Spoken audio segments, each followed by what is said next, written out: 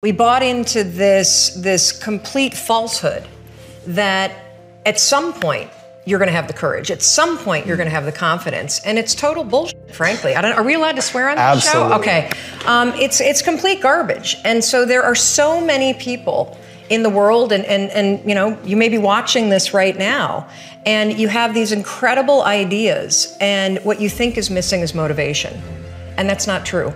Because the way that our minds are wired, and the fact about human beings is that we are not designed to do things that are uncomfortable or scary or difficult. Our brains are designed to protect us from those things because our brains are trying to keep us alive. And in order to change, in order to build a business, in order to be the best parent, the best spouse, to do all those things that you know you want to do with your life, with your work, with your dreams, you're going to have to do things that are difficult, uncertain, or scary, which sets up this problem for all of us. You're never going to feel like it.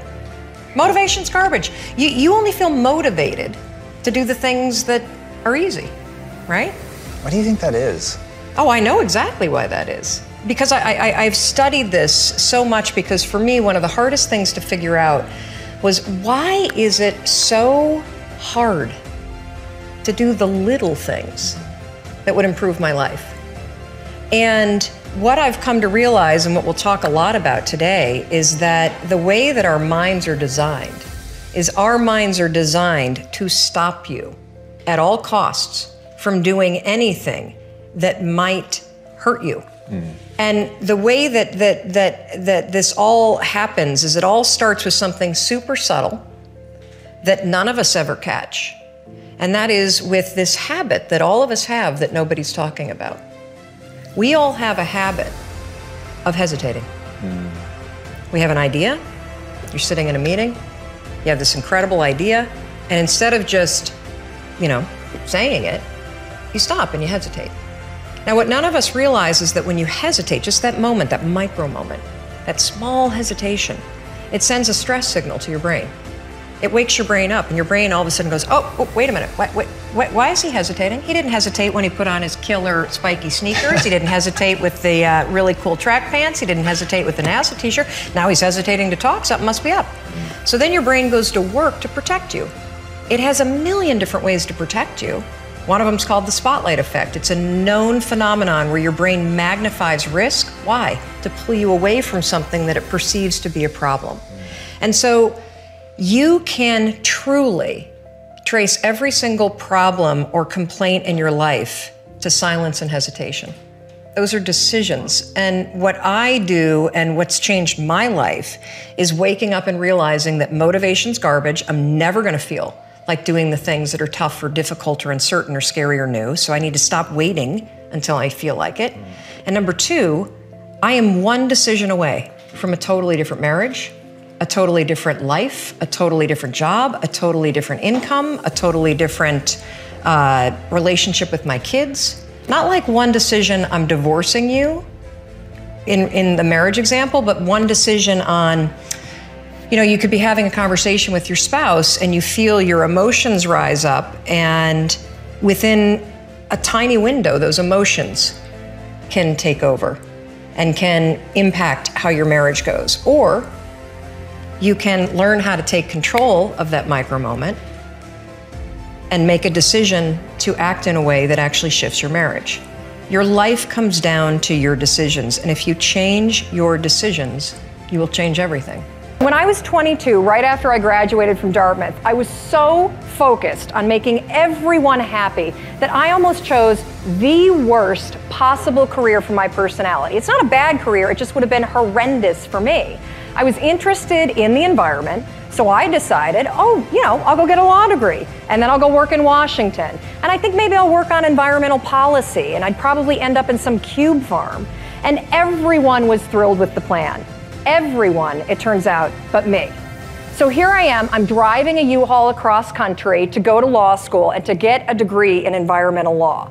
And something started to gnaw at me. And with every single mile that I drove, my thoughts were getting louder and doubts were starting to pour in. My gut was telling me, Mel, turn the damn U-Haul around. But the problem was that everything was already in place, right? I mean, I'm already in the U-Haul. The thing is already packed. I'm already 10 miles into my drive. The tuition had been paid for the first semester. I had signed a lease. I mean, I could not undo these things. Isn't that why it's so difficult for you to make changes in your life? Because you think that things can't be undone? The fact is, any excuse that you come up with, you can undo. Tuition can be reimbursed, apartments can be leased, Plan B can be invented. So I got up, I repacked that U-Haul, and I drove out of town. I let myself make a U-turn in life. If you ever find your gut battling your head, save yourself the drama. I guarantee you your gut is right. Guarantee you your excuses can be undone. And I guarantee you you can make a U-turn in your life right now if you want to. You can be asking for assignments that are above your level. So there's work that you do at your level, and then there's work that you do above your level. And the only way that you're going to be promoted to do work above your level is A, if you can demonstrate that you're capable of doing the work at your level, and B, if you are proactive in seeking out opportunities that expand your capability and give you a chance to work above the level that you're at. Nothing's going to happen unless you take that initial action.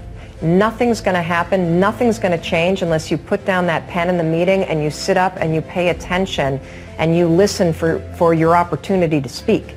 Nothing's going to happen unless you push yourself to go in and make the ask for that assignment that scares you to death. One night, Chris had gone to bed.